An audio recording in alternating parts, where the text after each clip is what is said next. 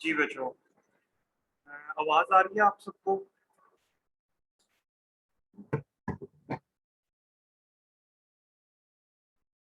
जी बच्चों, आवाज आ रही है?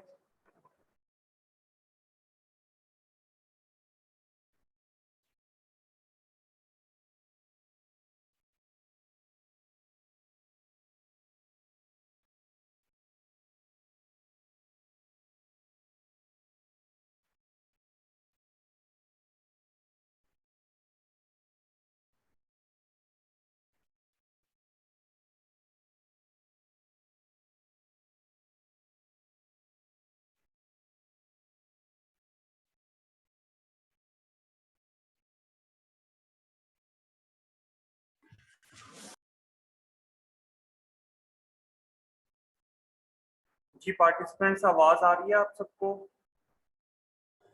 जी सर, आ रही है। जी सर, आ रही। Okay, let's start with today's lecture. Today is our lecture number 12 of manual therapy. इससे पहले तक जो कुछ ऑनलाइन में हम लोगों ने पढ़ा है, that was all theoretical. ठीक है? From today onwards, it will be more practical. ठीक है? You have to understand what spine is. ठीक है? आपको इसमें बहुत सारी न्यू टर्म्स सीखने को मिलेंगी। ठीक है, परेशान नहीं होना किसी भी बात में कि मतलब ये क्या है या ये कैसे हो जाएगा।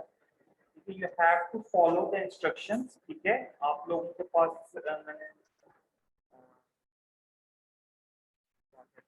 डिफरेंट आवर्स भी हैं। ठीक है, काउंसलिंग आवर्स भी हैं। आप किसी को नहीं समझ आए तो find contact me in that time. ठीक है, मैं आपको उनको समझाऊंगा। लेकिन अगर आप स्टेप बाय स्टेप मेरी बातों को फॉलो करोगे, ठीक है, तो इंशाल्लाह आप सबको समझ आ जाएगी। ठीक है, मोस्ट ईजीएस्ट वे। ठीक है, बहुत इजी तरीके से बताने की कोशिश करूंगा ताकि आप सबको समझ आए। ठीक है, so let's start with today's lecture, that is the cervical spine. ठीक है, the most upper part of the spine. ठीक है, सबसे ऊंचा पार्ट है स्पाइन का। अगर स्पाइन को हम डिवाइड करें तो that is cervical, thoracic, lumbar, sacrum, coccyx. ठीक है, so the cervical is the one, ठीक है, that actually holds your head. ठीक है, इसका एक फंक्शन तो ये है कि इसने हेड को इरेक्ट रखना है और फिर हेड को रोटेट होने में, कोई भी मूवमेंट करने में एक्चुअली सर्वाइकल स्पाइन अलाउ करेगी कि हेड आपका कितना रोटेट करेगा। ठीक है, लेट्स से 3 to 4 डेज से मुझे यहाँ पर इशू है सर्वाइकल का। ट्रेपीजियस और लेटरल स्टेपला है। ठीक है, ये मेरा बहुत ज्यादा टाइट हुआ है तो आई हैव। सर, आपकी आवाज नहीं सही आ रही है ऑनलाइन। जी सर, पता नहीं चल रहा क्या बोल रहे हैं।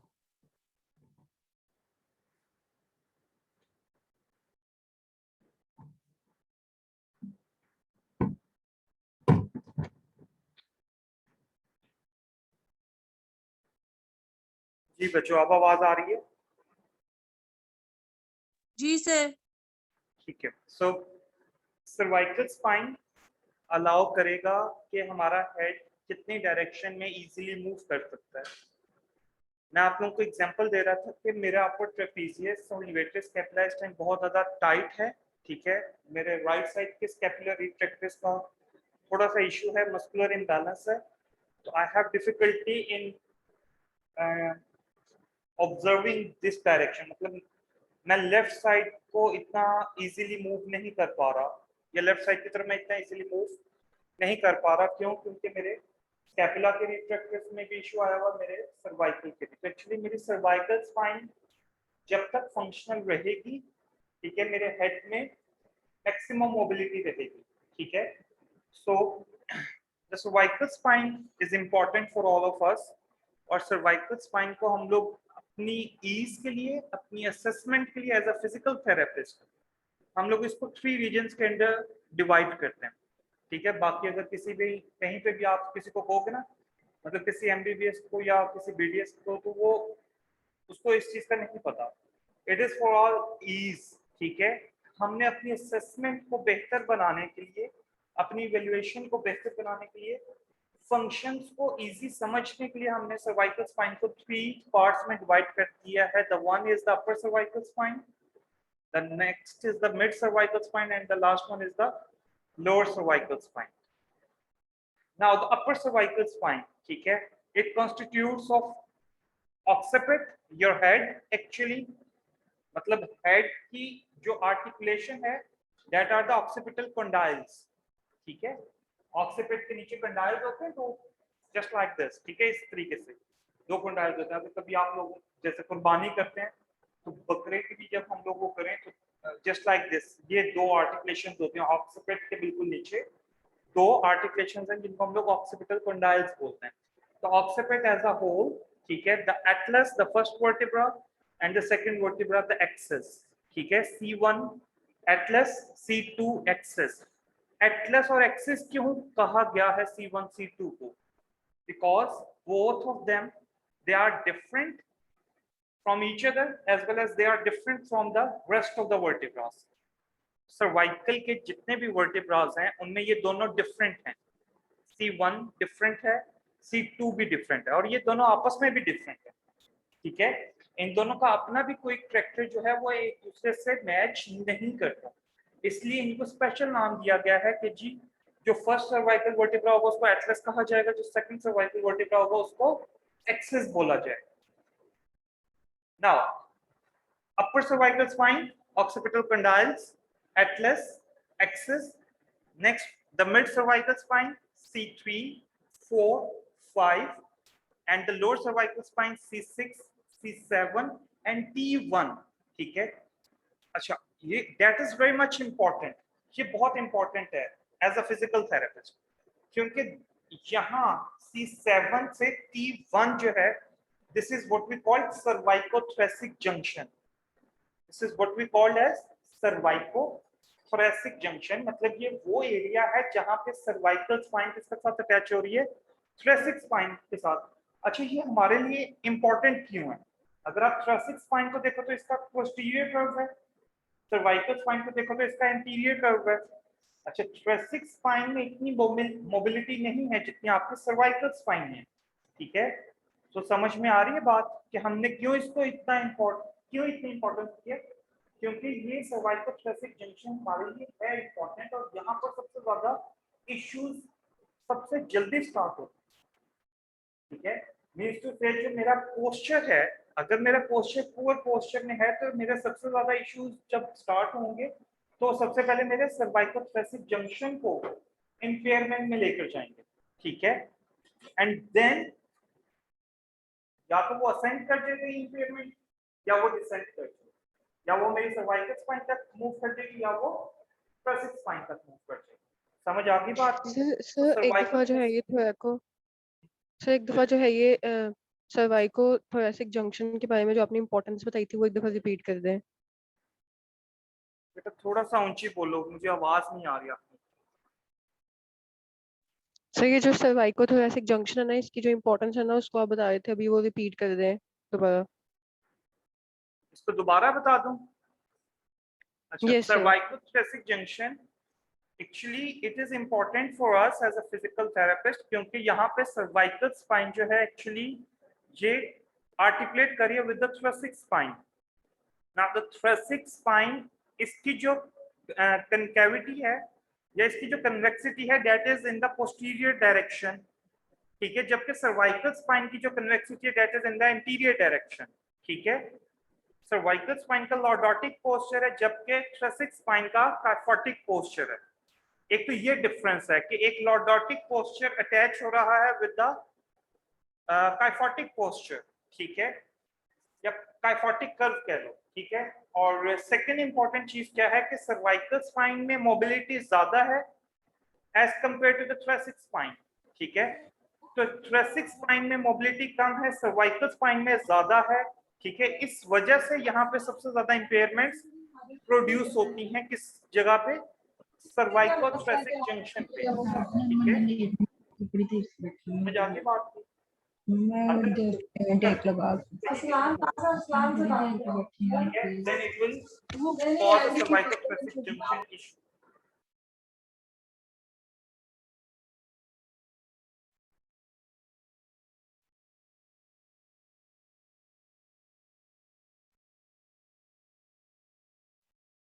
ठीक है बच्चों, यहाँ तक बात की समझ आ गई। Now the lower cervical spine, जैसे मैंने बात की कि C7 C6 C7 and T1।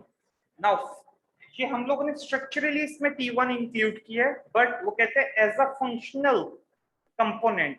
जब हमने फंक्शंस को चेक करना है तो we must have to include T2 and T3, ठीक है। मतलब सेकंड थ्रेसिक वर्टिब्रा को भी इंक्लूड करना है, थर्ड थ्रेसिक वर्टिब्रा को भी इंक्लूड करना है असेसमेंट के लिए, ठीक है। वैसे स्ट्रक्चरली ये तीन वर्टिब्रास हैं, C7 C6 है, C7 है और T1 है। लेकिन वो कहता है कि अगर आपने फंक्शनली उसको इवेल्युएट करना है, ज्यादा अच्छा इवेल्युएट करना है, तो आपको C6 को भी अटैच करना पड़ेगा, C7 को भी, T1 को भी, T2 को भी और T3 को भी, ठीक है। तो टोटल 5 वर्टिब्रास को आपको इंक्लूड करना पड़ेगा, ठीक है। Now let's start with the upper cervical spine. यहाँ तक सर्वाइकल स्पाइन की समझ आ गई। सर्वाइकल स्पाइन का लॉर्डोटिक पोस्चर है, सबका सबको पता है, ठीक है। Now start with the upper cervical spine. Now upper cervical spine में total occipital condyle, first bone, second bone is atlas, third bone is axis. Two joints are going to form between these three bones, ठीक है। The atlanto-occipital joint, ठीक है। occipital condyles किसके ऊपर rest करें? Atlas के ऊपर, ठीक है। एटलस किसके साथ आर्टिकुलेट कर रही है? एक्सिस के साथ, ठीक है। तो दो जॉइंट्स बन रहे हैं, एटलांटो-ऑक्सिपिटल एंड एटलांटो-एक्सियल जॉइंट्स, ठीक है।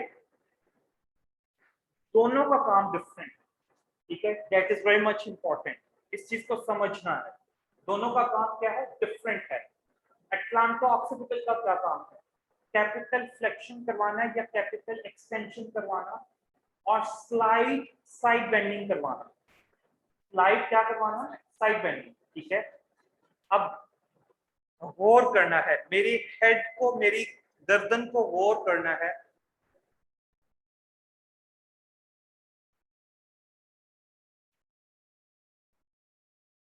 क्या मेरी पूरी गर्दन मूव कर रही है? No sir. No sir. ठीक है, that is actually the atlanto-occipital articulation which is working, ठीक है। atlanto-occipital, समझ आ गई बात की, ठीक है। स्लाइड से मूवमेंट एटलांटो एक्सियल पर भी आती है, वो मैं समझाऊंगा कि किस तरीके से आती है। लेकिन एटलांटो-ऑक्सिपिटल का सबसे मेजर काम क्या है, प्राइम फंक्शन क्या है कि उसने capital flexion, capital extension, capital flexion, capital extension. जब मेरी चिन अपवर्डली मूव करेगी तो दैट इज कैपिटल एक्सटेंशन, ठीक है। क्योंकि ऑक्सिपिट देखो ना, ऑक्सिपिट पीछे की तरफ जा रहा है, ठीक है। और जब मेरा ऑक्सिपिट आगे की तरफ आ रहा है तो मेरी चिन मेरी नेक के करीब आ रही है, तो दैट इज कैपिटल फ्लेक्शन, ठीक है। जब हमने ये एक्सरसाइजेस भी किसी पेशेंट को समझानी होती हैं तो हम लोग क्या कहते हैं कि आप अपनी चिन को किसके साथ लगाने की कोशिश करें? गर्दन के साथ लगाने की कोशिश करें, ठीक है। अच्छा, मोस्ट ऑफ द टाइम हम सारे जो एक्टिविटीज करते हैं, क्या ये वाली एक्टिविटी हमारे नॉर्मल एक्टिविटीज में है? डेली लिविंग एक्टिविटीज में ऐसी कोई एक्टिविटी होती है? नो नहीं होती, नो ठीक है। यूजुअली अगर होती है तो ये कि जब हमारी चिन जो है किसके साथ जाके अटैच हो? स्टर्नम के साथ, ठीक है। दैट इज नेक फ्लेक्शन, ठीक है। That is what we call neck flexion और सर्वाइकल फ्लेक्शन, ठीक है। और जब हम छत की तरफ देखते हैं या रूफ की तरफ देखते हैं तो दैट इज सर्वाइकल एक्सटेंशन और नेक एक्सटेंशन, ठीक है। That is the function of the mid and the lower cervical spine mainly. लेकिन इसमें भी क्योंकि कैपिटल फ्लेक्शन और कैपिटल एक्सटेंशन होगी तो ही आगे जाके नेक फ्लेक्शन और नेक एक्सटेंशन होगी। मतलब ऐसा नहीं हो सकता कि कैपिटल फ्लेक्शन और कैपिटल एक्सटेंशन ना हो और सर्वाइकल फ्लेक्शन या सर्वाइकल एक्सटेंशन होना शुरू हो जाए। That is not possible, sequence खराब हो जाएगा, ठीक है। तो नॉर्मल सीक्वेंस को जब आपने ऑर्डर में रखना होता है तो आपकी सबसे पहले हेड टिल्ट करता है, ठीक है। Then mid cervical spine involve होती है और फिर आपका हेड फॉरवर्डली बेंड होना शुरू करता है नेक के साथ, and then as a whole neck आपकी बेंड कर जाती है, ठीक है। सही है। तो that is the normal sequence. Head tilt करेगा, दैट इज कैपिटल फ्लेक्शन और एक्सटेंशन। फिर आपकी मिड सर्वाइकल स्पाइन टिल्ट करेगी, फॉरवर्ड बेंड करेगी और फिर आपकी लोअर सर्वाइकल स्पाइन बेंड करेगी। That is the normal sequence. जब एक्सटेंशन होगा तो आप इसका रिवर्सल कर दो, ठीक है। कि lower cervical spine backwardly bend करे, फिर mid cervical spine backwardly bend करे and later on the capital extension, आपका हेड जो है वो बैकवर्डली एक्सटेंड कर जाए। समझ आ गई बात? यहां तक बात की समझ आ गई? Yes Yes, sir. sir.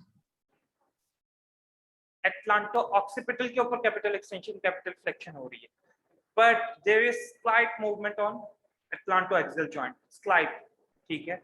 मतलब वो मैं आपको आगे चल के बताऊंगा, ज्यादा इजी हो जाएगा। जी बेटा, एक्सटेंशन में सबसे पहले आपकी lower cervical spine backwardly bend करेगी, फिर मिड सर्वाइकल स्पाइन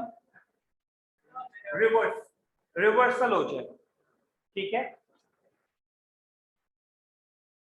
सर इस प्रोसेस को हम कैपिटल फ्लेक्शन एक्सटेंशन कहते हैं, मतलब ये नॉर्मल से मतलब डिफरेंट है। किसको क्या कहते हैं? सही जो आपने भी एक्सप्लेन किया, पहले हेड फिर मिड सर्वाइकल फिर लोअर सर्वाइकल, तो इसको हम कैपिटल फ्लेक्शन एक्सटेंशन कहते हैं। नहीं नहीं, कैपिटल फ्लेक्शन एक्सटेंशन ही कहते हैं, that is the whole flexion और एक्सटेंशन ऑफ द नेक, ठीक है। अच्छा ये मैं सर, कैपिटल फिर रिपीट कर दें, एक दफा कैपिटल कैपिटल भी बता दें। Capital flexion is just like this, look at my chin, ठीक है।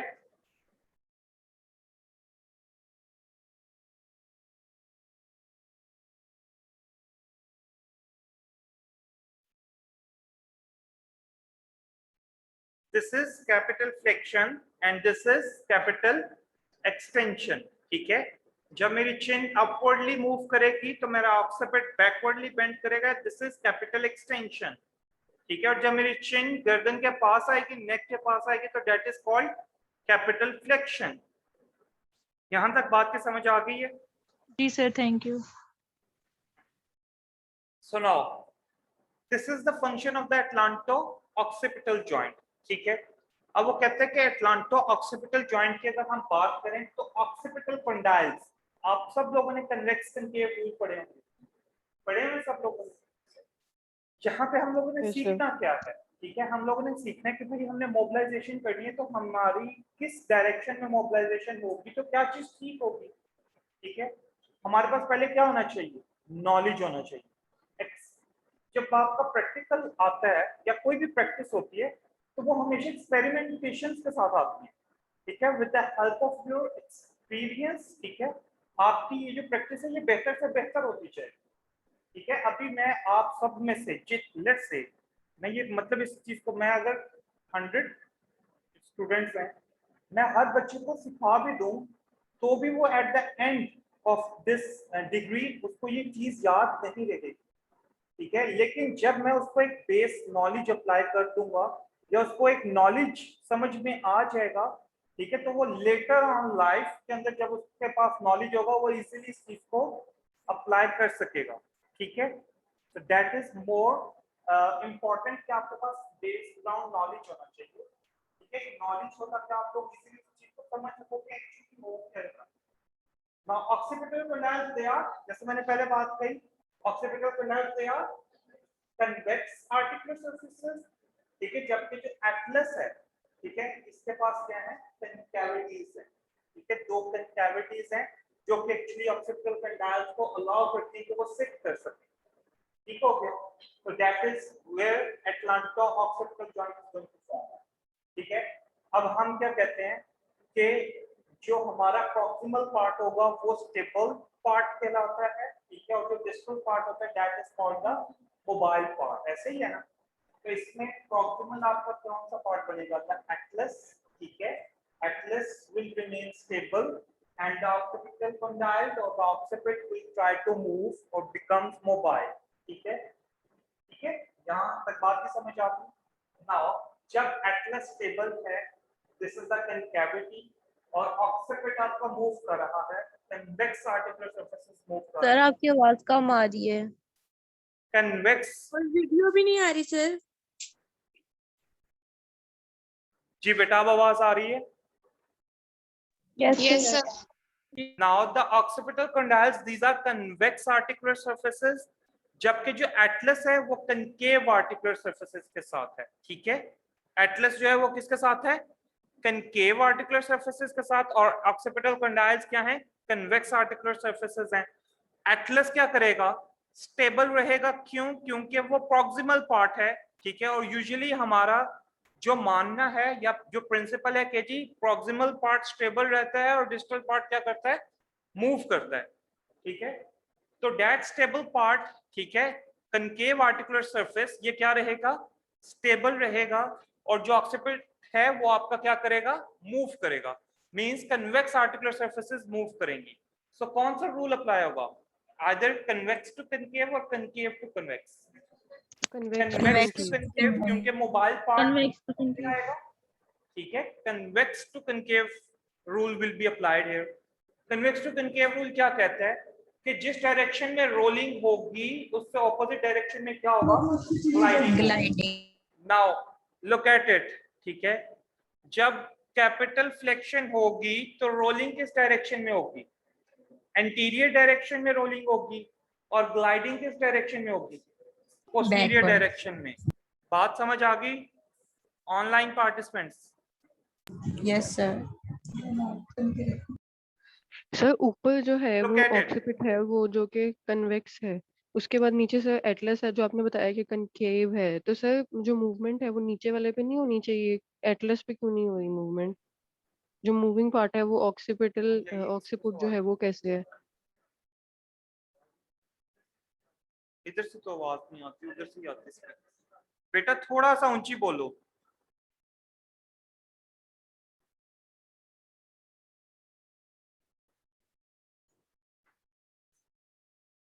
सर आपने अभी बताया है ना कि ऑक्सीपिट जो है वो कन्वेक्स है और जो एटलस है वो कनकेव है, तो सर जो नीचे वाला पोर्शन है जो एटलस है वो उसके वो मूवमेंट क्यों नहीं हो रही है, ऑक्सीपिटल पे कैसे हो रही है?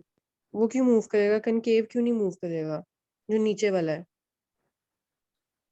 बेटा एटलस जो है, अभी हम एक्चुअली, आप बाकी किसी चीज को ना देखो, आप बाकी किसी वर्टिब्रा को ना देखो, आप सिर्फ इस चीज को देखो कि we are studying atlas and occiput, ठीक है। तो एटलस के ऊपर ऑक्सीपिट रेस्ट कर रही है, ठीक है। ऑक्सीपिट तो किसी के साथ ज्वाइन नहीं ना है, ऑक्सीपिट डिस्टल पोर्शन है और एटलस आपका क्या है, प्रॉक्सिमल पोर्शन है, जस्ट लाइक फिंगर। ये जो फिंगर के टिप है ये क्या है, डिस्टल पोर्शन है। मैं इसको प्रॉक्सिमल कह सकता हूं, नहीं कह सकता। प्रॉक्सिमल पोर्शन हमेशा क्या होगा, मिडिल फेलेंक्स होगा with relative to the distal phalanx, ठीक है। तो डिस्टल फेलेंक्स क्या है, it is a mobile part, और जो मिडिल फेलेंक्स है it is a stabilized part, ठीक है। इसी तरीके से जो एटलस है that will remain stable, however the occiput it will move or it will be the distal portion. So जो ऑक्सीपिट है इसकी आर्टिकुलर सरफेसेस क्या हैं, कन्वेक्स हैं, ठीक है, और एटलस की आर्टिकुलर सरफेसेस कनकेव हैं। सो जो पोर्शन मूव करता होता है हम उस आर्टिकुलर सरफेसेस की शेप का नाम पहले मेंशन करते हैं, ठीक है, कि जी convex to concave rule will be applied here, ठीक है। बात की समझ आ गई? Yes sir.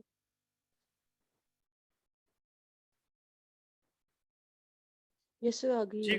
जी बेटा, बात की समझ आ गई? यस सर आ गई है। Okay. Now what I have said, capital flexion. Now capital flexion, just like this, capital flexion हुई। अब कैपिटल फ्लेक्शन में मेरा ऑक्सीपिट, मेरी जो बोन है, ये कहाँ मूव करे, किस डायरेक्शन में, एंटीरियर डायरेक्शन में। तो रोलिंग किस डायरेक्शन में होगी बोन की, इंटीरियर। सेम डायरेक्शन में होती है, क्योंकि रोलिंग और बोन की मूवमेंट एक ही होती है। आप चाहे बोन को कह दो कि जी इंटीरियरली रोल कर रही है, या आप कह लो कि जी जो फिजियोलॉजिकल मूवमेंट है that is in the interior direction, ठीक है, और rolling will be the same as that of the physiological movement, ठीक है, कि जी जो रोलिंग हो रही है ऑक्सीपिटल कंडाइल्स की वो भी क्या हो रही है, एंटीरियर डायरेक्शन में हो रही है, ठीक है। अब अल्टीमेटली क्योंकि convex to concave rule apply हो रहा है, तो आपका कौन सा कैप्सूल स्ट्रेच होगा, या ग्लाइडिंग किस डायरेक्शन में होगी, पोस्टीरियर डायरेक्शन में। डायरेक्शन में। किस कैप्सूल पर स्ट्रेच पड़ेगा, इंटीरियर। ग्लाइडिंग किस डायरेक्शन में हो रही है बेटा, पोस्टीरियर। Posterior direction. जब ग्लाइडिंग किस डायरेक्शन, हम मोबिलाइजेशन में क्या यूज करते हैं, रोलिंग के ग्लाइडिंग, तो रोलिंग क्यों नहीं यूज करते? रोलिंग सेम डायरेक्शन में होती है इसलिए।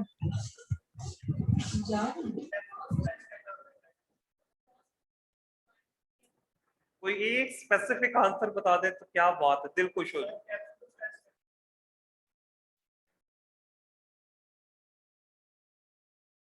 Sir gliding.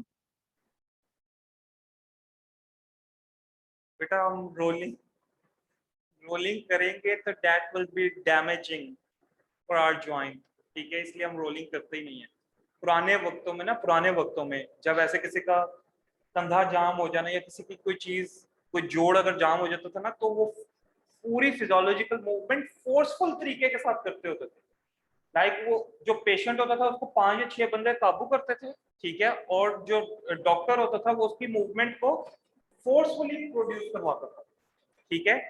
तो वो अल्टीमेटली क्या होता था, या वो डिसलोकेट हो जाता था पक्का पक्का, या वो इतनी डैमेज हो जाती थी कि डिजेनरेशन जल्दी स्टार्ट हो जाती थी, ठीक है।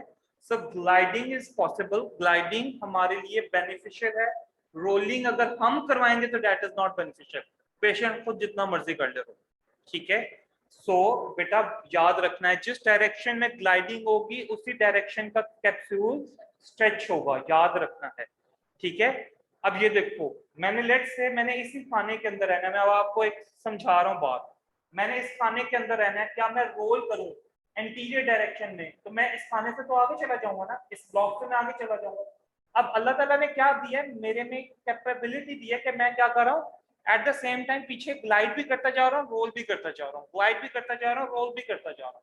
तो जब मैं ग्लाइड करूंगा तो ऑब्वियसली मैं पीछे वाली साइड पर ग्लाइड करूंगा ना, ताकि मैं नेक्स्ट ब्लॉक में ना जा सकूं, ठीक है। तो मेरा कौन सा कैप्सूल स्ट्रेच होगा, पोस्टीरियर साइड का कैप्सूल स्ट्रेच होगा, इंटीरियर साइड के ऊपर तो कोई फर्क ही नहीं पड़ा। समझ आ गई बेटा बात की। सो क्या बात याद रखनी है, कैपिटल फ्लेक्शन के साथ फिजियोलॉजिकल मूवमेंट एंटीरियर डायरेक्शन में, रोलिंग ऑक्सीपिटल कंडाइल्स की रोलिंग एंटीरियर डायरेक्शन में, लेकिन जो ग्लाइडिंग है that will be in the posterior direction. क्यों? क्योंकि convex to concave rule apply होगा। समझ आ गई बात की, ठीक है। Now the second thing, capital extension.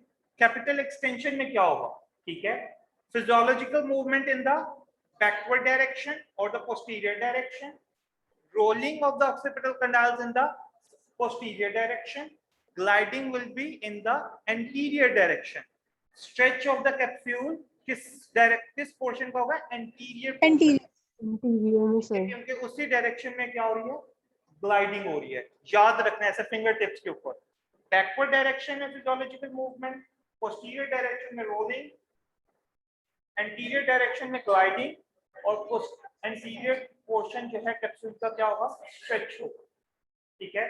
अब सारे चिन को अपनी नेक के साथ लगाने की कोशिश करें मैक्सिमम, और यहाँ एक फिंगर टिप से आप फोर्स कर सकते हैं। मुझे बताइएगा कहाँ पे स्ट्रेच महसूस हो रहा है, ठीक है। पोस्टीरियरली सबको स्ट्रेच महसूस हो रहा है, that is the posterior capsule. Yes sir. It means कि that is a legal thing ना, ठीक है। आप सबने अप्लाई करके देखिए, अगर किसी का भाई इंटीरियर साइड पे स्ट्रेच आ रहा है तो वो भी मुझे बता दे, ठीक है। सर जिस डायरेक्शन में ग्लाइडिंग हो रही होती है उसी डायरेक्शन में आपका स्ट्रेच आता है। हाँ जी, जिस डायरेक्शन में ग्लाइड हो रही है उसी डायरेक्शन का जो कैप्सूल होगा, ठीक है, वो स्ट्रेच होगा, ठीक है।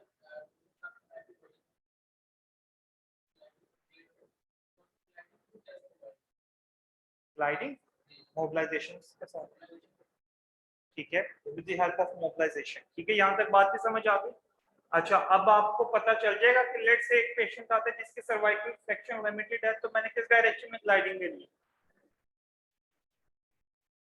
लेट से आपके पास एक एमसीक्यू आएगा, बहुत मुश्किल है मैनुअल थेरेपी, लेकिन घबराना नहीं है, ठीक है। मिड्स आप लोगों के ऑन कैंपस होने हैं, तो इसलिए फिर भी नहीं घबराना, ठीक है।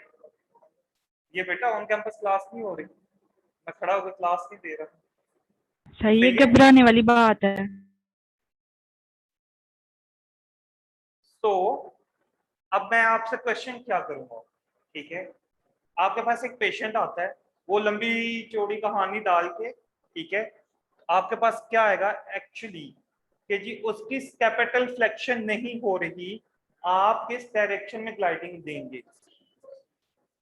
ये एक आंसर होगा, ठीक है। Posterior question direction. पढ़ने में शायद आपको 2-3 मिनट लग जाएं, लेकिन आंसर क्या है? Simple gliding will be in the posterior direction. समझ आ गई बात? ठीक है। हाँ, अगर मैं कहूँ कि जी मैकेनिज्म लिखें, आपको कैसे, आप कैसे डिड्यूस करेंगे कि जी इसकी डायरेक्शन ऑफ ग्लाइडिंग ये होनी चाहिए, तो फिर आपने क्या कहना है कि क्योंकि फिजियोलॉजिकल मूवमेंट किस डायरेक्शन में हो रही है, इस डायरेक्शन में, रोलिंग होगी सेम डायरेक्शन में फिजियोलॉजिकल मूवमेंट के, ठीक है। तो ग्लाइडिंग किस डायरेक्शन में होगी? ऑपोजिट डायरेक्शन में। क्यों? क्योंकि convex to concave rule apply हो रहा है। मतलब आप सिंपल सा लाइंस लिखते हुए नीचे एरोज भी लगा दोगे तो मुझे समझ आ जाएगी कि हाँ इस बच्चे ने आता है, इस बच्चे को पता है कंसेप्ट का। यहां तक बात की समझ आ गई, ठीक है। So that is capital flexion and capital extension. Now moving on to the next joint, that is the atlantoaxial joint, ठीक है। atlantoaxial joint most mobile articulation है, ठीक है। और एक और आर्टिकुलेशन है जो कि मोस्ट मोबाइल है, that is the lumbosacral junction, ठीक है।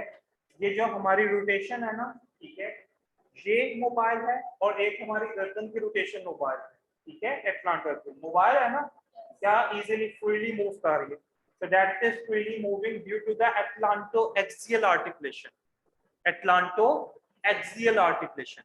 now अब वो कहते हैं कि एक्सिस जो है, एक्सिस जो सेकंड वर्टेब्रा है, इसका एक पार्ट है जो कि एक्चुअली पार्ट होता है फर्स्ट सर्वाइकल वर्टेब्रा का ड्यूरिंग एम्ब्रियोलॉजिकल डेवलपमेंट, ठीक है। एम्ब्रियोलॉजिकल डेवलपमेंट में वो किसका पार्ट था? एटलस का। लेकिन with the passage of time, जैसे जैसे डेवलपमेंट होती गई, ग्रोथ होती गई, ठीक है, और बेबी बॉर्न हुआ, तो उसका वो पार्ट किसका पार्ट बन गया? एक्चुअली एक्सेस का पार्ट बन गया, ठीक है, जिसको हम लोग बोलते हैं डेंस या ओडोंटाइड प्रोसेस, ठीक है, या डेंस बोलते हैं या क्या बोलते हैं? Odontoid process. Now just like this, ठीक है, दिस इज द एटलस, ठीक है, the fringe like structure, this is the atlas as a whole, ठीक है। अब जो डेंस है, ये जो मेरी ये बाकी जो फिस्ट है, that is actually the axis, ये वर्टेब्रा है, ठीक है, और ये जो ऊपर है ये क्या है? डेंस है या ओडोंटाइड प्रोसेस है second cervical vertebra. Now just like this, ठीक है, ये एंटीरियर पोर्शन है बेटा, ये कौन सा पोर्शन है? ये एंटीरियर पोर्शन है एटलस का, और ये कौन सा पोर्शन है? पोस्टीरियर पोर्शन है एटलस का।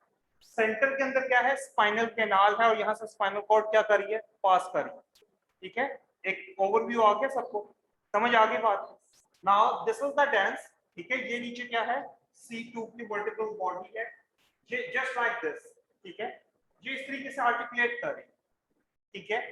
अब मैं ये पोस्टीरियर पोर्शन खत्म करने लगा हूं, मैं ये पोस्टीरियर पोर्शन खत्म करने लगा, ठीक है। यहाँ पे ये जो थंब है, ये इसको क्या कर रहा है? फिक्सेट कर रहा है, ठीक है। ये जो थंब है, ये क्या है? ट्रांसवर्स लिगामेंट है, किसका? सेकंड सर्वाइकल वर्टेब्रा का, जो कि एक्चुअली डेंस को क्या करेगा? यहाँ पीछे आने से रोकेगा, क्योंकि पीछे क्या है? स्पाइनल कॉर्ड है, ठीक है। यहाँ जब ट्रांसवर्स लिगामेंट का रप्चर हो जाए तो ये इजीली क्या करता है? पीछे की तरफ आ जाता है और स्पाइनल कॉर्ड को क्या कर देता है? डैमेज कर देता है, ठीक है।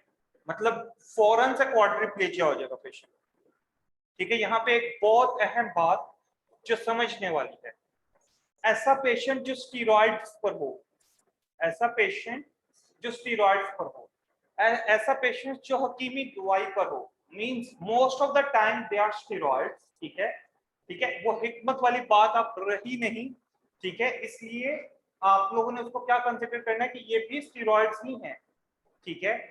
या आप कह लो कि और कौन सी दवाई होती है, और कुछ मेडिसिन, होम्योपैथिक, ठीक है। वो yes, homeopathy, that is also considered as steroids. तो स्टीरॉइड जो बंदा बहुत अरसे से खा रहा हो ना, 5 to 6 years, उसकी एक तो बोन्स वीक हो जाती हैं, याद रखिएगा, उसके बोन्स वीक हो जाती हैं।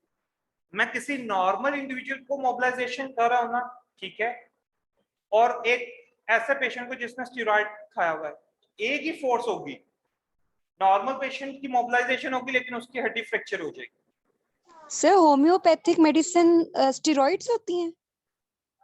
बेटा मोस्ट ऑफ द टाइम, ठीक है। सर वो तो कहते हैं कि ना इसका कोई नुकसान कोई नहीं होता, इसका फायदा होना हो, लेकिन इसका कोई नुकसान नहीं होता। तो स्टेरॉइड जो होता है उसका तो नुकसान बहुत होते हैं। क्या कह रही हैं?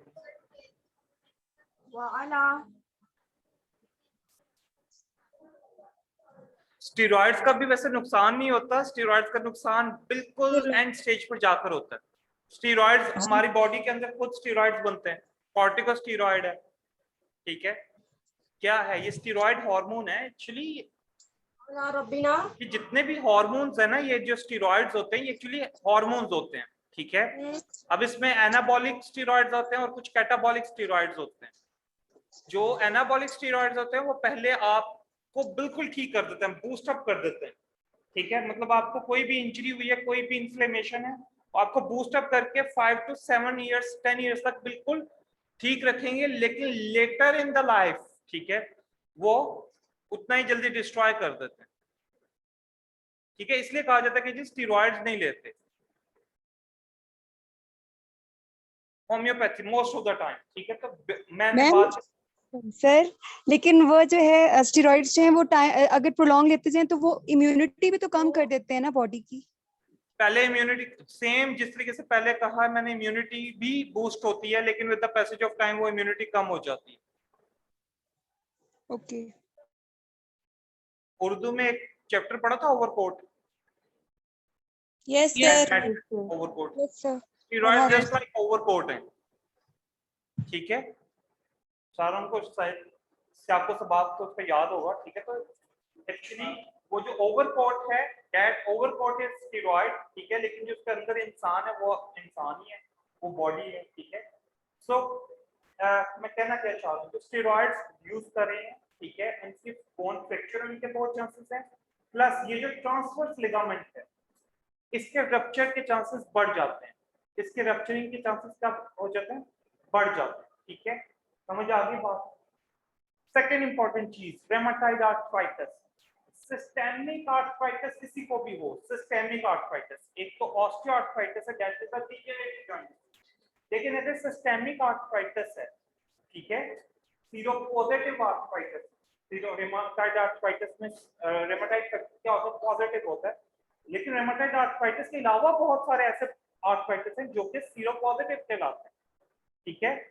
तो इन रेमाटाइड आर्थराइटिस में, ये सीरोपॉजिटिव आर्थराइटिस में, ये सिस्टेमिक आर्थराइटिस में भी आपका ये जो ट्रांसवर्स लिगामेंट है ये क्या हो जाता है, रप्चर हो जाता है। सबसे ज्यादा टेंडेंसी इस लिगामेंट की है। किसी भी पेशेंट को ट्रीट करने से पहले, खासतौर पर सर्वाइकल, अपर सर्वाइकल स्पाइन को ट्रीट करने से पहले ये दो चीजें सबसे ज्यादा जरूरी होती है, ठीक है। ये नहीं कि पेशेंट कह रहे नहीं मुझे रेमाटाइड आर्थराइटिस कभी नहीं हुआ, नहीं मुझे स्टेरॉइड कभी नहीं हुआ, नहीं, ऐसे नहीं। आपको उसके पेरेंट्स से पता चल जाएगा, आपको उसके एक्सरेज देख के पता चल जाएगा, ठीक है। एक्सरेज के अंदर चेंजेस होंगे, ठीक है। रेमाटाइड आर्थराइटिस क्या है, सबसे पहले आपके स्मॉल जॉइंट्स को तो आपका पेरेंट्स देख के पता चल जाएगा। मीन्स टू से सिर्फ पेशेंट के कहने पर नहीं जाना होता कि जी पेशेंट ने कह दिया तो जी ठीक है, बिल्कुल ठीक है, नहीं, कभी भी नहीं, ठीक है। यू हैव टू टेस्टिफाई, ठीक है, जो पेशेंट ने कहा क्या वो सही है या नहीं सही, ठीक है। समझ आ गई बेटा बात को? नाउ यहां तक बात की समझ आ गई एटलांटो एक्सियल आर्टिकुलेशन की, कि किस तरीके से जो डेंस है वो आर्टिकुलेट कर रहा है विद द एटलस। नाउ इस डेंस के अराउंड क्या करेगा, एटलस रोटेट करेगा, ठीक है, और आपकी क्या होगी, सर्वाइकल रोटेशन होगी। ना वो कहता है कि सर्वाइकल रोटेशन 90 डिग्री तक पॉसिबल है। मेरी थोड़ी सी लिमिटेशन है, आप सबकी 90 डिग्री तक रोटेट कर जाएगी, means you can easily see the tip of your shoulder, ठीक है, या जो आपके नेक सॉरी जो नोज के टिप है वो आपके शोल्डर के टिप के साथ अलाइंड होगी, ठीक है। तो वो कहते हैं कि ये जो 90 डिग्री की रोटेशन है इसमें 45 डिग्रीज किसके हैं, इस एटलांटो एक्सियल आर्टिकुलेशन के हैं। किसके हैं, इस एटलांटो एक्सियल, जो फर्स्ट 45 डिग्री की रोटेशन है वो किसकी है, atlanto axial articulation. Sir repeat करता है। टोटल जो सर्वाइकल की रोटेशन है, जब हम ऐसे रोटेट करते हैं बेटा तो हमारी पूरी की पूरी रोटेट होती है सर्वाइकल स्पाइन, तो इसलिए मैं यहाँ पे सर्वाइकल रोटेशन बोल रहा हूँ। सर्वाइकल रोटेशन टोटल 90 डिग्रीज है, ठीक है, 90 डिग्रीज में जो फर्स्ट 45 डिग्रीज है, फर्स्ट हाफ जो रोटेशन है, that is completely due to that atlanto axial articulation. ठीक है, ये प्योरली किसकी मूवमेंट है? एटलांटो एक्सियल आर्टिकुलेशन की है, जो फर्स्ट 45 डिग्री ऑफ रोटेशन। समझ आ गई बेटा? अब मैं क्वेश्चन क्या करूंगा, लेट्स से एक पेशेंट आपके पास आता है and he or she complained of his rotation जो कि लिमिटेड है 15 डिग्री पर लिमिटेड है। ठीक है, let's say he is able or she is able to rotate, ठीक है, to the right side और 15 डिग्री रोटेशन पॉसिबल है and later is not possible। ठीक है, so which articulation is going to be involved? तो atlanto axial. Now अब वो क्या कहता है? वो कहता है 45 डिग्रीज के बाद, ठीक है, C1 C2 पे कितनी हो रही है? 45 डिग्री। ठीक है, वो कहते हैं जैसे जैसे आपने नीचे वाले लेवल पर आना है वैसे वैसे आपने 2-2 3-3 डिग्रीज ऐड करते जाना। जैसे जैसे आपने नीचे वाले लेवल पर आना है इसके अंदर ऐड करते जाना है डिग्रीज को, और ये आपकी कितनी हो जाएगी? 90 डिग्री हो जाएगी। ठीक है, कहने का मकसद क्या है? अब ये कोई प्योर रूल नहीं है कि जी 3 डिग्री ऐड करने या 4 डिग्री ऐड करने। इस तरह तो हम ऐड करेंगे तो 90 डिग्री कभी भी पूरे नहीं होंगे, क्योंकि पीछे सिर्फ 5 सेगमेंट्स हैं। तो हमने क्या करना होता है? हमने सिर्फ एक रेफरेंस पॉइंट बना लिया है कि जी फर्स्ट 45 डिग्री जो है वो तो एटलांटो एक्सियल की होगी।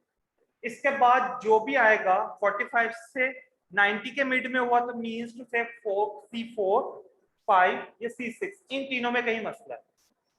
अगर 45 डिग्री के करीब करीब हुआ तो हम क्या कहेंगे जी? C2 C3 में कहीं मसला है या C3 C4 में कहीं मसला है।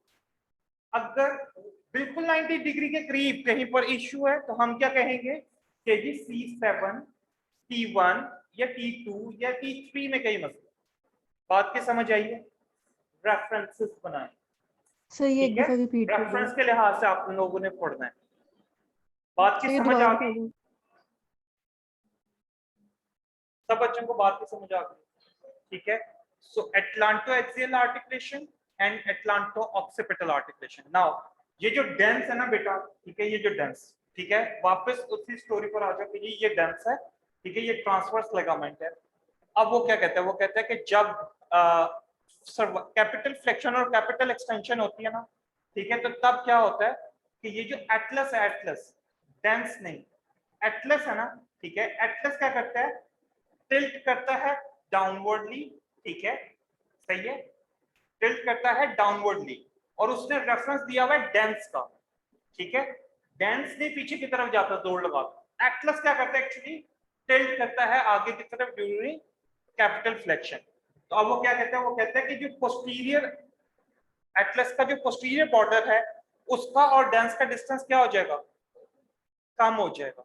क्यों? क्योंकि एटलस ने क्या किया? आगे की तरफ टिल्ट किया है, तो एक्चुअली इसका जो पोस्टीरियर बॉर्डर है वो किसके पास आ गया? ऑर्डेंटाइड या डेंस के पास आ गया। ठीक है, तो जब एक्सटेंशन करेगा तो वो क्या करेगा? उसका एंटीरियर पोर्शन किसके पास आ जाएगा? डेंस के पास आ जाएगा। समझ आ गई? कैपिटल एक्सटेंशन होगी तो जो एंटीरियर बॉर्डर है वो किसके पास आ जाएगा? डेंस के पास आ जाएगा। जब कैपिटल फ्लेक्शन होगी तो पोस्टीरियर बॉर्डर किसके पास आ जाएगा? डेंस के पास आ जाएगा। जस्ट टू, एक मिनट, जस्ट ये बताने के लिए कि थोड़ा सा एटलस हो क्या करता है? एक्सिस के ऊपर एटलस क्या करता है? टिल्ट करता है स्लाइटली। ठीक है, क्या करता है? टिल्ट करता है, जस्ट लाइक ये एक डिस्क लाइक स्ट्रक्चर है और ये इस तरीके से क्या कर रहा है? टिल्टिंग कर रहा है। कैपिटल वीडियो एक्सटेंशन नजर में नहीं आ रही इंटीरियरली आपके टिल्ट हाथ करेगा, की। कैपिटल फ्लेक्शन में सर ये पोस्टीरियरली। नजर नहीं आ रहा। Just like this, capital flexion में एंटीरियरली टिल्ट करेगा, कैपिटल एक्सटेंशन में पोस्टीरियरली टिल्ट करेगा। अच्छा, इसकी टिल्टिंग को कोई नहीं रोक सकता क्योंकि ना यहाँ पे रोलिंग हो रही है ना ग्लाइडिंग हो रही है, this is just a tilt. ठीक है, समझ आ गई बात? तो इसलिए इसको ये नहीं कहना चाहिए नहीं इसकी टिल्टिंग क्योंकि इंपेयर्ड होगी तो इस वजह से कैपिटल फ्लेक्शन या कैपिटल एक्सटेंशन का मसला है। ठीक है, हाँ जी,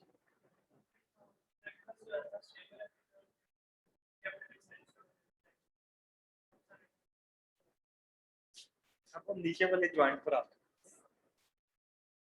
अब आप एटलांटो ऑक्सीपिटल को छोड़ के अब आप इस पर आ जाओ, एटलांटो।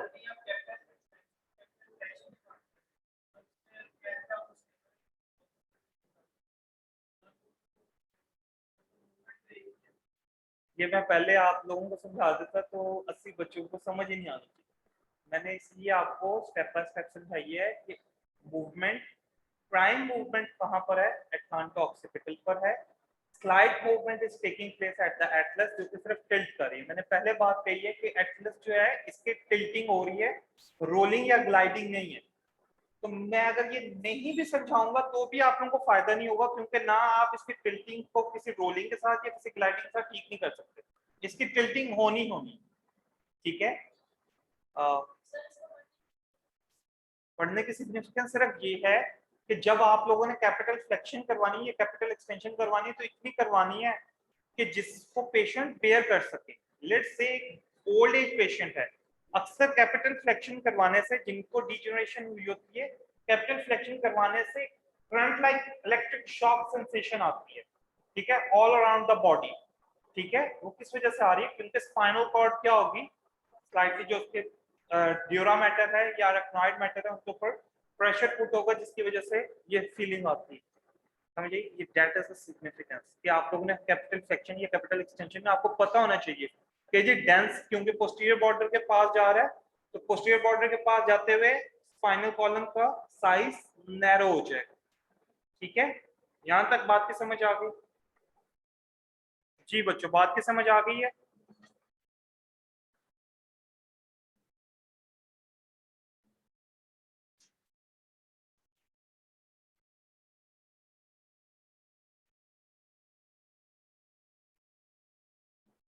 इसको पढ़ना शुरू कर बच्चे, सारे बच्चे पढ़ना शुरू करें। Silence please.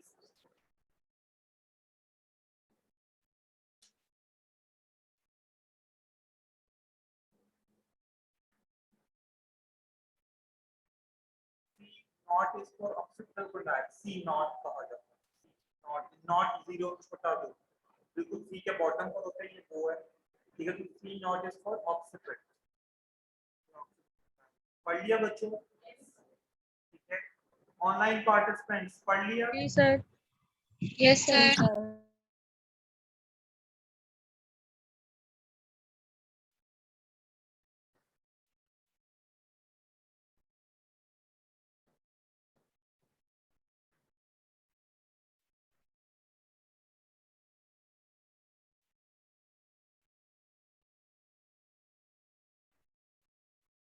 ये नो, ये साइड फ्लेक्शन हो गई, मतलब ये वाली साइड, ये बेटा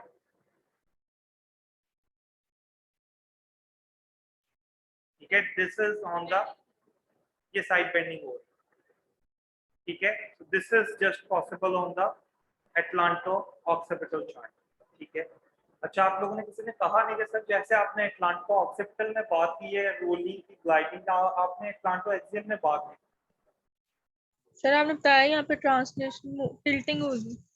उसमें actually that is the most जो फंक्शन है वो क्या है, सेक्शन एक्सटेंशन का इतना फंक्शन नहीं है, इसमें सिर्फ रोलिंग का फंक्शन है।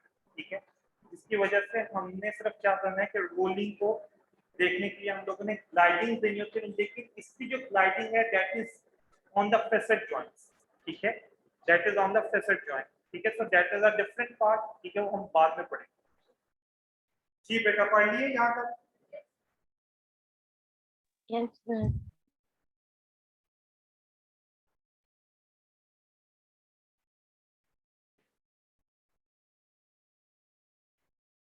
मैंने सबका मतलब है सिंगल यूनिट के तौर पर एक्ट करेंगे एटलांटो ऑक्सीपिटल जॉइंट। ऐसा नहीं होगा कि मेरा राइट साइड का एटलांटो ऑक्सीपिटल जॉइंट फ्लेक्शन में जा रहा है और लेफ्ट साइड का एक्सटेंशन में जा रहा है, they act as a single unit. ठीक है जी बेटा, पढ़ लिए? डिफरेंट लिगामेंट्स हैं, एंटीरियर लॉन्गिट्यूडिनल लिगामेंट का, पोस्टीरियर लॉन्गिट्यूडिनल लिगामेंट का, पोस्टीरियर लॉन्गिट्यूडिनल लिगामेंट, ये वर्टिकल बॉडीज हैं। ठीक है, तो एंटीरियर सरफेस के ऊपर एंटीरियर लॉन्गिट्यूडिनल लिगामेंट में रैप किया होता है, पोस्टीरियर साइड के ऊपर पोस्टीरियर लॉन्गिट्यूडिनल लिगामेंट, फिर लिगामेंटम फ्लेवम आ जाता है। ठीक है, लिगामेंटम फ्लेवम ये एक थिक मेम्ब्रेन है, थिक स्ट्रक्चर है, मेम्ब्रेनियस स्ट्रक्चर है, जो कि एक्चुअली क्या करता है, इस पोस्टीरियर लॉन्गिट्यूडिनल लिगामेंट को रीइंफोर्स करता है।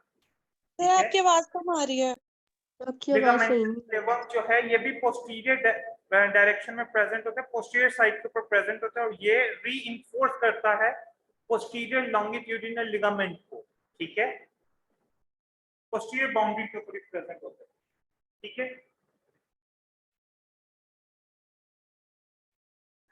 ये एलर लिगामेंट्स हैं, ठीक है। देयर आर टू एलर लिगामेंट्स, ठीक है। एलर लिगामेंट्स जस्ट लाइक दिस, ठीक है। इसके पास ओब्लिक लाइक इसकी समझ लें कि डायरेक्शन है इन दो लिगामेंट्स के, जस्ट लाइक दिस वी बनाते हैं। और ये जो वी बनाते हैं ये एक्चुअली क्या करते हैं, आपके जो डेंस को, ठीक है, जो एटलस है, ठीक है ना, इसकी मूवमेंट को एक्चुअली लिमिट करते हैं, ठीक है। किसके ऊपर, एक्सिस के ऊपर। किसकी मूवमेंट को लिमिट करें, एटलस की मूवमेंट को लिमिट करें किसके ऊपर, एक्सिस के ऊपर। जो बच्चे ने बात की ना कि सर आपने ऑक्सीपिट की पहले बात की तो आपने कहा था एटलस तो स्टेबल है, तो एक्चुअली वो जब स्टेबल होती है तो वो किसकी वजह से स्टेबल होती है, इन दो लिगामेंट्स की वजह से। ये उसको स्टेबलाइज करते हैं तो फिर आपका ऑक्सीपिट कंडाइल मूव करता है। और लेकिन जब ऑक्सीपिटल कंडाइल मूव करता है तो फिर आपका एटलस भी टिल्टिंग में आता है, लेकिन लिमिट करता है फ्लेक्शन को और एक्सटेंशन को एटलस की। समझ आ गई बात की, क्योंकि मैंने पहले बात की कि ये एटलस और एक्सिस एक्चुअली क्या है, जो फ्लेक्शन और एक्सटेंशन है वो एटलांटो एक्सियल आर्टिकुलेशन पर नहीं हो सकती, ठीक है। ठीक है, It दोबारा is बता not दो। possible. So these two ligaments they are going to limit this flexion and extension at this articulation, ठीक है, specifically. ठीक है, दोबारा सर ये बता दें जो repeat अभी आपने बताया। Two alar ligaments they are present और ये एटलस की मूवमेंट को लिमिट करता है ऑन टू द एक्सिस। अब एटलस की किस मूवमेंट को लिमिट करता है, फ्लेक्शन को और एक्सटेंशन को, ठीक है। क्यों लिमिट करता है, क्योंकि अगर एटलस ज्यादा मूव करेगा, ज्यादा फ्लेक्शन में जाए या ज्यादा एक्सटेंशन में जाएगा तो एक्चुअली स्पाइनल कैनाल नैरो होगी, और जब स्पाइनल कैनाल नैरो होगी तो फिर स्पाइनल कॉर्ड के डैमेज होने के चांसेस हैं। एक बात, दूसरी बात ये है कि एटलांटो एक्सियल आर्टिकुलेशन को अल्लाह ताला ने रोटेशन के लिए बनाया है, फॉरवर्ड बेंडिंग या बैकवर्ड बेंडिंग के लिए नहीं बनाया, ठीक है।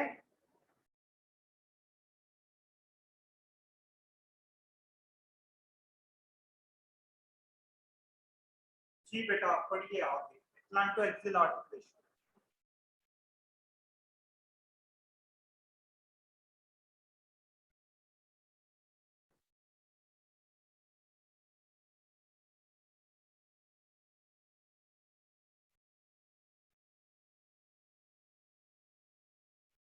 जी बेटा पढ़िए। Yes sir.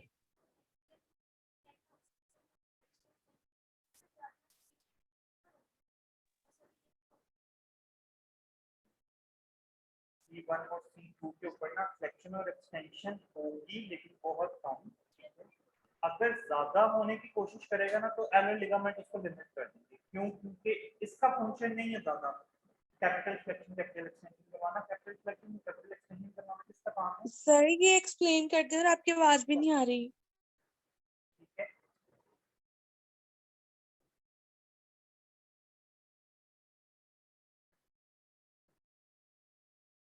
जी अच्छा वो यहाँ पे उसने कहा हुआ with rotation there will be a decrease in the height, ठीक है। जहां जिस साइड पर आप रोटेट कर रहे हो उस साइड की जो वर्टिब्रास हैं दे विल अप्रोक्सीमेट, जिस साइड पर आप रोटेट कर रहे हो उस साइड की जो वर्टिब्रास होंगे वो क्या करेंगे, रोटेट कर जाएंगे, डिक्रीज कर जाएंगे, अप्रोक्सीमेट कर जाएंगे। इस साइड की जो हाइट होगी वो क्या हो जाएगी, कम हो जाएगी, क्योंकि ये एक दूसरे के ऊपर रोटेट कर रहे हैं, ठीक है। अब आप देखो, आपने पाइल अप किया हो कॉइन्स को just on the top of each other, तो वो क्या होगा, उसकी हाइट ज्यादा होगी। जब आप उसको क्या करोगे, टिल्ट कर दो किसी एक डायरेक्शन में, हर कॉइन को टिल्ट कर दोगे तो उसकी हाइट क्या हो जाएगी, कम हो जाएगी। सेम इज द मैकेनिज्म के इसमें भी वर्टिब्रास क्योंकि रोटेट होते जा रहे हैं, ठीक है, इस वजह से इस साइड की जो हाइट होगी, जिस साइड पर रोटेशन होगी उस साइड की हाइट क्या हो जाएगी, कम हो जाएगी, अप्रोक्सीमेशन आ जाएगी, ठीक है।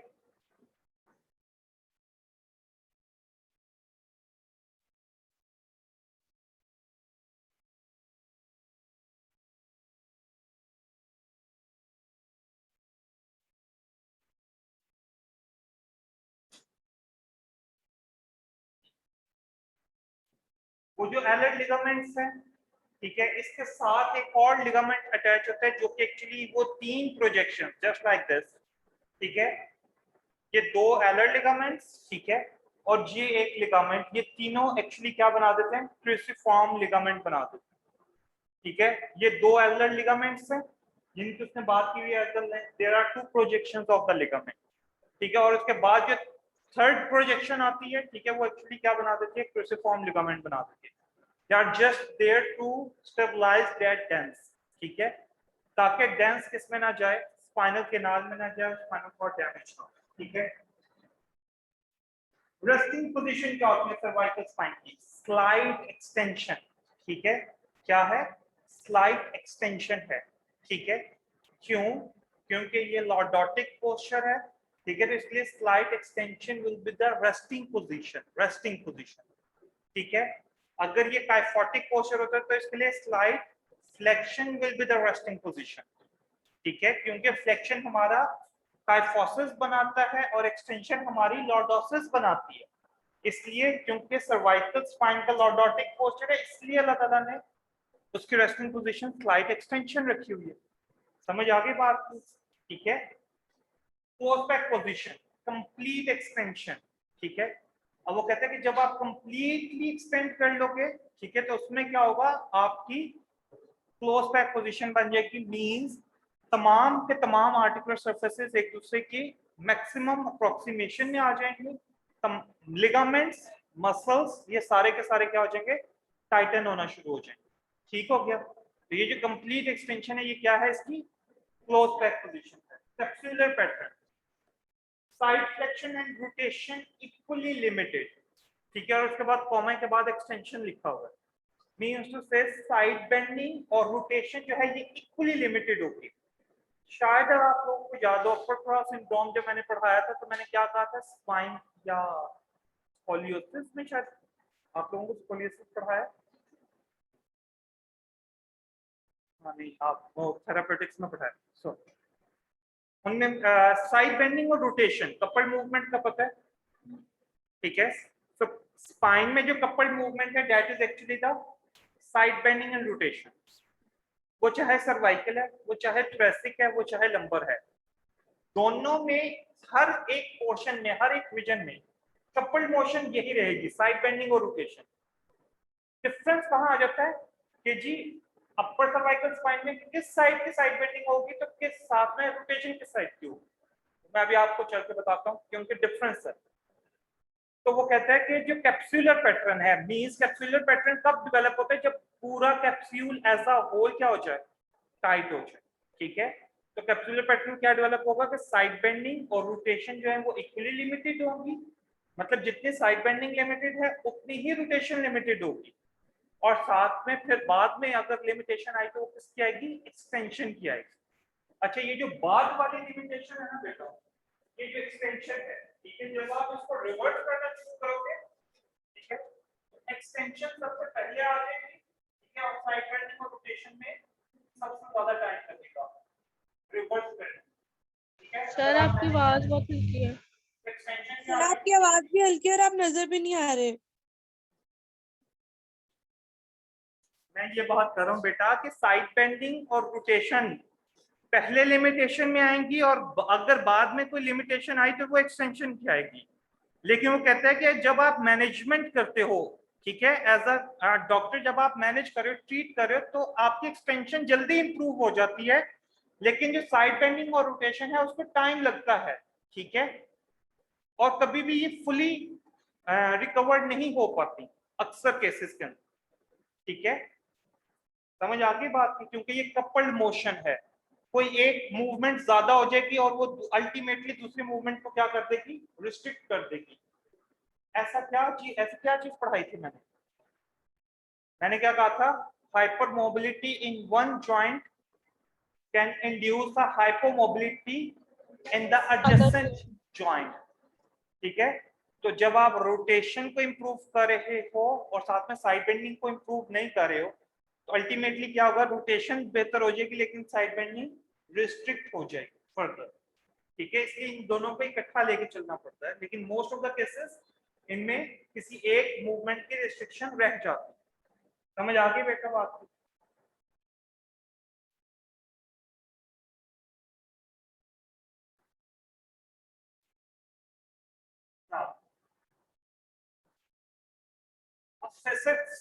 फेसेट जॉइंट का आइडिया है वर्टिब्रल बॉडी, ठीक है। वर्टिब्रल बॉडी से पीछे आपके पास पेडिकल्स लाइक दिस। ये बेटा ये let's say this is the vertebral body, ये जो मेरी फिस्ट है ये क्या है, वर्टिब्रल बॉडीज है, ठीक है। इसके पीछे प्रोजेक्शन आ रही है पेडिकल्स की। अब इस पेडिकल्स के ये फिंगर टिप्स के बाद क्या है, लैमिनास है, ठीक है। ये आपस में ज्वाइन करेंगे, फिर लैमिनास के बाद आपका स्पाइनस प्रोसेस आ जाएगा। अब ये जो पेडिकल और लैमिना का जंक्शन था, यहाँ पर आपका क्या है, ट्रांसवर्स प्रोसेस है। इस पेडिकल लैमिना के जंक्शन पर ऊपर और नीचे अल्लाह ताला ने फेसेट्स रखे हैं, आर्टिकुलर प्रोसेसेस रखे हैं, ठीक है। इस पेडिकल लैमिना के जंक्शन के ऊपर क्या है, आर्टिकुलर प्रोसेसेस हैं जो कि एक्चुअली फेसेट जॉइंट्स बनाती हैं, ठीक है, लाइक दिस, ठीक है, एंड लाइक दिस। समझ आ गई बेटा? पेडिकल और लैमिना के जंक्शन पर ऐसे ऊपर की तरफ और ऐसे नीचे की तरफ, ठीक है। अब वो क्या कहता है, वो कहता है द सुपीरियर फेसेट्स, ये जो सुपीरियर फेसेट्स है इनकी बात हो रही है, faces upward, backward and medially, upward, backward and medially. याद रखना है बम, BUM, बैकवर्ड, अपवर्ड, मीडियली, ठीक है। क्या याद रखना है, BUM, बम। क्या याद रखना है बेटा, BUM, bomb, backwards, upwards and medially, ठीक है। लेट्स से अगर मैं अपने फेसेट्स को डिस्क्राइब करूं तो दैट विल बैकवर्ड, ठीक है, बैकवर्ड डायरेक्शन में, अपवर्ड डायरेक्शन में and medial, just like this, ठीक है। समझ आ गई बात? तो ये मेरे सुपीरियर फेसेट्स ऐसे फेस करें, अपर सर्वाइकल स्पाइन। समझ आ गई बात? अब वो कहते हैं ये जो प्लेन है, it will facilitate flexion and extension, ठीक है, it will facilitate flexion and extension, ठीक है। जस्ट इस वजह से क्योंकि ये जो मीडियल फेसेस है ना, मीडियल फेसेस, ठीक है, ये फ्लेक्शन और एक्सटेंशन को तो प्रमोट कर सकते हैं, लेकिन ये रोटेशन को प्रमोट नहीं कर सकते, क्योंकि जस्ट लाइक दिस ये फेसेट है मीडियली। अब जाहिर सी बात है अगर ये सुपीरियर फेसेट है, बेटा ध्यान से सुनना है कि मैं दो फेसेट्स की बात कर रहा हूं, सुपीरियर वालों, दो सुपीरियर फेसेट्स की बात कर रहा हूं, तो ये डायरेक्शन है, इनका फेस इस तरीके से है। अब मैं एक साइड की बात कर रहा हूं, तो इसके साथ जब इंफीरियर फेसेट आएगा ऊपर वाले वर्टिब्रा का, तो वो इस तरीके से आगे अटैच होगा। अब क्या इसमें रोटेशन पॉसिबल है? नहीं। इसमें क्या पॉसिबल है? ग्लाइडिंग पॉसिबल है, मींस कि फ्लेक्शन हो सकती है और एक्सटेंशन हो सकती है, लेकिन रोटेशन नहीं हो सकती क्योंकि ये आपस में अप्रॉक्सीमेट कर जाएंगे, ये आपस में क्या कर जाएंगे, अप्रॉक्सीमेट कर जाएंगे। यहाँ पर क्या हो सकती है, ग्लाइडिंग हो सकती है और that will induce flexion and extension. Sir ये फ्लेक्शन एक्सटेंशन भी काफी लिमिटेड होगी ना? क्या कह रहे हो? सर ये फ्लेक्शन एक्सटेंशन भी काफी लिमिटेड होगी बिकॉज मेनली ग्लाइडिंग हो रही है ना। इसको बात समझिए बेटा, मुझे बात नहीं आपके समझ आई, थोड़ा सा ऊंची बोलिएगा। सर यहाँ फ्लेक्शन एक्सटेंशन लिमिटेड होगी ना बिकॉज यहाँ ग्लाइडिंग हो रही है ना मेनली। यहाँ पे फ्लेक्शन एक्सटेंशन क्या होगी, लिमिटेड होगी। हाँ जी बेटा, एक ग्लाइडिंग हो रही है इंटरवर्टिब्रल जॉइंट के ऊपर, जो मैंने पहले एक्सप्लेन किया आपको, वो कहां पर हो रही है, रोलिंग और ग्लाइडिंग इंटरवर्टिब्रल जॉइंट के ऊपर। फेसेट जॉइंट का काम डिफरेंट है। फेसेट जॉइंट एक्चुअली डायरेक्ट करता है कि भाई आपका ये सेगमेंट इस डायरेक्शन में मूव कर सकता है, इसके अलावा किसी डायरेक्शन में मूव नहीं कर सकता। इसलिए आप लोग इसकी ओरिएंटेशन पढ़ते हैं। क्या पढ़ते हैं? ओरिएंटेशन पढ़ते हैं किसकी, फेसेट जॉइंट की, ठीक है। मैं पूछ सकता हूं कि what is the orientation of the upper cervical spine, the orientation of the facet joint of the upper cervical spine, ठीक है। मैं सुपीरियर फेसेट की आपको बता दिया कि बम है, BUM, backwards, upward and medially. तो इंफीरियर फेसेट की क्या होगी, फॉरवर्ड, डाउनवर्ड, लेटरल। ठीक है, तो याद रखनी है ये सारी बातें। ये जो आपको बताई है अभी, that is the facet joint articulation. इससे पहले जो आपको रोलिंग और ग्लाइडिंग के बारे में बताया था, ये इंटरवर्टिब्रल जॉइंट की थी, वो इंटरवर्टिब्रल जॉइंट की थी, वहां पे रोलिंग और ग्लाइडिंग दोनों होती है। फेसेट जॉइंट पे सिर्फ ग्लाइडिंग पॉसिबल है बेटा, फेसेट जॉइंट पे रोलिंग नहीं होती। ठीक है, समझ आ गई बात की? Look at the superior facet, ठीक है, और उसी तरीके से फिर इंफीरियर फेसेट को देखते हैं। ठीक है, ये साइड व्यू है, इसलिए यहाँ पे आपको मीडियल और लेटरल टिल्ट का नहीं पता चलेगा, यहाँ पे आपको सिर्फ बैकवर्ड अपवर्ड का पता चलेगा। ठीक है, समझ आ गई बात? सर आपकी आवाज नहीं आ रही।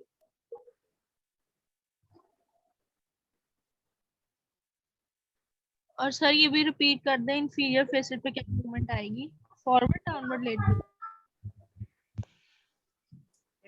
जैसे सुपीरियर फेसेट है ना बेटा, सुपीरियर फेसेट की आर्टिकुलेशन के लिए मैंने बताया है बम। ठीक है, BUM, backwards, upward and medially. तो सुपीरियर से ऑपोजिट इंफीरियर फेसेट की, सुपीरियर फेसेट से ऑपोजिट किसकी होगी? इंफीरियर फेसेट की होगी, and that will B backwards के लिए ऑपोजिट क्या है? फॉरवर्ड और इंटीरियर। अपवर्ड के लिए क्या है? डाउनवर्ड। और मीडियल के लिए क्या है? लेटरल। ठीक है बच्चों, यहां तक बात की समझ आ गई? जी सर, ठीक, थैंक यू। इसके अलावा ये जो बोन एंड जॉइंट मूवमेंट है, ये सारा मैं आप लोगों को एक्सप्लेन कर चुका हूं कि किस तरीके से बोन एंड जॉइंट मूवमेंट होता है। ठीक है, और अच्छा, इंटरवर्टिब्रल डिस्क के बारे में थोड़ी सी पढ़ लें। सर्वाइकल स्पाइन में, सर्वाइकल स्पाइन की हाइट में सबसे ज्यादा जो कंट्रीब्यूशन है, या आप कह लो कि आफ्टर वर्टिब्रल बॉडी जो कंट्रीब्यूशन है, that will be of the intervertebral disc. ठीक है, क्योंकि intervertebral disc 25% of the height बना रही है। जब हम स्टैंडिंग पोजीशन में होते हैं तो हमारी हाइट कम हो जाती है, जब हम रेस्टिंग पोजीशन में जाते हैं तो हमारी हाइट रीगेन हो जाती है। ठीक है, अगर न्यूक्लियस पल्पोसस इंटैक्ट रहे। ठीक है, तब समझ आ गई बात की, क्योंकि न्यूक्लियस पल्पोसस एक्चुअली रात को सोते हुए हमारा न्यूक्लियस पल्पोसस एक्चुअली वाटर को एम्बाइब करता है, एक्चुअली अट्रैक्ट करता है, और क्या कर जाता है? स्वेल कर जाता है, जिसकी वजह से जो आपकी इंटरवर्टिब्रल डिस्क होती है वो हाइटेंड हो जाती है, उसकी हाइट इंक्रीज हो जाती है। ठीक है, एटलस, ऑक्सिपिट, एटलस एक्सिस के दरमियान आपके पास कोई भी इंटरवर्टिब्रल डिस्क नहीं होती। सबसे पहले इंटरवर्टिब्रल डिस्क स्टार्ट होती है C2 C3 के दरमियान। ठीक है, क्योंकि ना एटलस की वर्टिब्रल बॉडी है ना एक्सिस की वर्टिब्रल बॉडी। समझ आगे बात की? ठीक है, इसलिए वहां पे कोई इंटरवर्टिब्रल डिस्क नहीं है, ना उसकी जरूरत है। ठीक है, it is the disc rather than the vertebral bodies। Actually ये डिस्क अल्लाह ताला ने इस सर्वाइकल स्पाइन को लॉर्डोटिक पोस्चर दिया है। ठीक है, मतलब ये वर्टिब्रास ऐसे नहीं है। स्पाइन में क्या है? एक्चुअली वर्टिब्रल बॉडीज की शेप ऐसी है कि उसका काइफोटिक पोस्चर है। ठीक है, लेकिन सर्वाइकल स्पाइन में वर्टिब्रल बॉडीज के ऊपर कोई वो नहीं है, वर्टिब्रल बॉडीज पैरेलल अरेंज्ड हैं। ठीक है, मतलब कि पैरेलल सरफेसेस के साथ है, लेकिन एक्चुअली क्या चीज उसको लॉर्डोटिक पोस्चर दे रही है? That intervertebral disc. समझ आ गई बात? ठीक है, that intervertebral disc is going to give it a lordotic posture. अब मैं आपको इसकी एक्सप्लेनेशन दे देता हूँ। ठीक है, लेट्स से आपके पास बॉल है। ठीक है, आपने क्या करना है? दो बुक्स को एक उसके ऊपर स्टेबल करना है, एंड लेटर ऑन तो आप उसको क्या करोगे? स्टेबल करने के लिए सेंटर में बॉल को प्लेस करोगे और ऊपर बुक रख दोगे, फिर एक सेंटर में बॉल रखोगे और फिर ऊपर एक बुक रख दोगे। अब आप बॉल्स को थोड़ा सा एंटीरियरली ले जाओगे तो क्या होगा? बुक्स पीछे की तरफ गिर जाएंगी, लॉर्डोटिक पोस्चर बनना शुरू हो जाएगा। So that is the explanation कि जी इंटरवर्टिब्रल डिस्क आगे हैं, प्लेस्ड हैं आगे की तरफ, इस वजह से लॉर्डोटिक पोस्चर है। समझ आ गई बेटा बात? न्यूक्लियस पल्पोसस के फंक्शन का आप सबको पता है, वेट को बेयर करता है और वेट को इक्वली डिस्ट्रीब्यूट करता है on to the lower body. ठीक है, समझ आ गई बात? फंक्शन बात सुनो, फाइब्रोसिस जो है वो एक्चुअली न्यूक्लियस पल्पोसिस को जल्दी आओ, इंटैक्ट रखता शाबाश। है, उसको बाहर नहीं आने देता। मतलब कि न्यूक्लियस पल्पोसिस के ऊपर जब भी वेट डलेगा, न्यूक्लियस पल्पोसिस पुश करेगा ऑल डायरेक्शन में। ठीक है, तो एनुलस फाइब्रोसिस ने एक्चुअली क्या करना होता है, उस प्रेशर को क्या करना होता है, प्रिवेंट करना होता है, ताकि वो एनुलस हमका क्या फाइब्रोसिस कह को रहा है? क्लियर ना करते। वो प्रेशर क्या कर रहा है? न्यूक्लियस की वो इसको बुलाओ, फोर्स बुलाओ, अम्मा बुला रही है। समझ आ गई? ठीक है, आप सबको पता है एनुलस फाइब्रोसिस की अपनी कोई इनोवेशन हम लोगों को अम्मा बुला रही है। एनुलस फाइब्रोसिस की लेकिन वो भी बहुत कम होती है। ठीक है, जो हमें टीयरिंग की वजह से जो पेन आती है वो एक्चुअली सराउंडिंग एरियाज की वजह से आती है, क्योंकि सराउंडिंग में बहुत इंपॉर्टेंट एरियाज हैं, नर्व रूट है आपकी, स्पाइनल कॉर्ड है, इस वजह से वहां पे इस इंटरवर्टिब्रल डिस्क की बल्ज की हर्निएशन की ज्यादा पेन महसूस होती है। इसके टू फेज होते हैं सर्वाइकल स्पाइन में, बाइफिड प्रोसेस। बाइफिड का मतलब होता है टू फेज। वैसे जितने भी स्पाइनस प्रोसेसेस हैं वो क्या है, सिंगल फेज हैं। ठीक है, यूनिफिड प्रोसेसेस हैं, इसके दो हैं। ठीक है, और ये दोनों किस वजह से होते हैं, क्योंकि इन दोनों में अटैचमेंट्स मैक्सिमम होती है। ठीक है, एक राइट साइड का जो प्रोसेस होता है वो राइट साइड को अटैचमेंट्स दे रहा होता है, और लेफ्ट साइड का लेफ्ट साइड को अटैचमेंट्स दे रहा होता है। ठीक है, समझ आ गई बात? लाइट खोलना होता है तो ना मैक्सिमम मसल मास है। ठीक है, बाकी आप ट्रैफिक पे चले जाओ तो आपको इतना मसल मास महसूस नहीं होता। ठीक है, लंबर पर भी चले जाओ तो पीछे तो आपको कोई मसल मास नहीं महसूस होता, सारा तो मसल आपके आगे एब्डोमिनल से। ठीक है, तो जहां सर्वाइकल में आपके मसल्स की ज्यादा अटैचमेंट्स हैं। ठीक है, that is for today's lecture. I think जो आपको ना समझ आई। जी बेटा, कोई चीज ना समझ आई?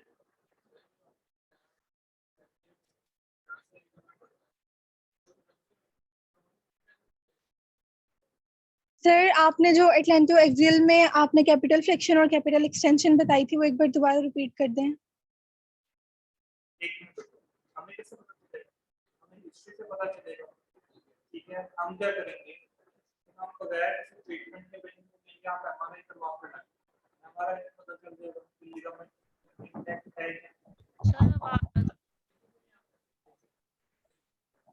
फिजिकली देखने की जरूरत ही नहीं, क्योंकि एक्चुअली लिगामेंट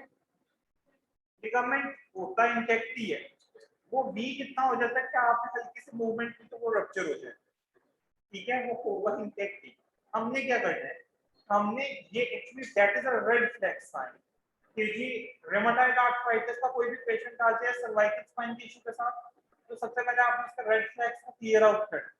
ठीक है, ये नहीं कहना कि जी आ जाओ लंबे बहुत मैं ट्रीटमेंट शुरू कर रहा हूँ। ठीक है, तो सबसे पहले रेड फ्लैग्स को आउट कर। ठीक है, तो रेड फ्लैग क्या है, रूमेटॉइड आर्थराइटिस है, prolonged rheumatoid arthritis, prolonged steroid. ठीक है, मोबिलाइजेशन ना करवाओ, बाकी जो कुछ मर्जी करवाओ, आइसोमेट्रिक्स करवाएं, एक्टिव मूवमेंट्स करवाएं, पैसिव मूवमेंट्स करवाएं, मोबिलाइजेशन ना करो, वो तब कोई रेड फ्लैग नहीं होगा। ठीक है, मोबिलाइजेशन के लिए ये रेड फ्लैग।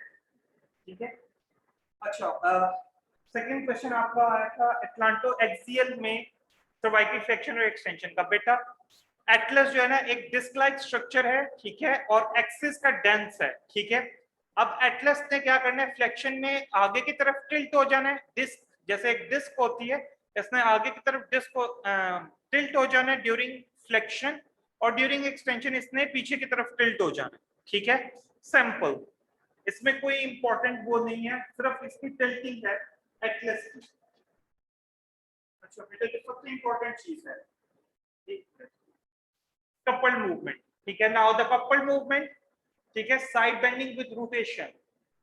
याद रखना है अपर सर्वाइकल स्पाइन में side bending and rotation they are coupled in opposite direction. They are coupled in opposite direction means to say अगर मैं राइट साइड के साइड बेंडिंग करूंगा तो मेरी रोटेशन कहां की पॉसिबल होगी, लेफ्ट साइड की। ठीक है, जो हम ये जो फोन सुनते हैं ना बेटा, खून शोल्डर में दबा के जो खून सुनते हैं, ये पॉसिबल है सिर्फ इस वजह से क्योंकि अपर सर्वाइकल स्पाइन में रोटेशन और साइड बेंडिंग ऑपोजिट साइड पर कपल्ड है। अगर ये सेम साइड पर कपल्ड होती तो हम कभी भी खून ना सुन सकते इस तरीके से, जस्ट लाइक हमें ऐसे खून सुनना पड़ता, एक ही जगह डायरेक्शन, और कोई अगर देख लेता तो ऐसा लगता है जैसे टोन टूट गई। ठीक है, मतलब समझ थोड़ा सा मैं रिफ्रेश कर रहा हूँ इसलिए कि side bending and rotation they are coupled in opposite direction. Right sided side bending होगी तो रोटेशन क्या होगी, ऑपोजिट साइड की। ठीक है, right side bending rotation will be on the opposite side. ठीक है, left side bending rotation will be on the opposite side. ठीक है, समझ आ गई बात? इस चीज को याद रखना है हमेशा। Any question regarding this? Please शक्ल बना के भी यही दिखा रहा है, ये नॉन कपल्ड मूवमेंट दिखा रहा है, ये अपनी क्या दिखा रहा है, ये नॉन कपल्ड मूवमेंट है। ठीक है, वो सेम साइड की साइड बेंडिंग कर रहा है, सेम साइड की रोटेशन कर रहा है, that is the non coupled. समझ आ गई बेटा? That is end of this lecture.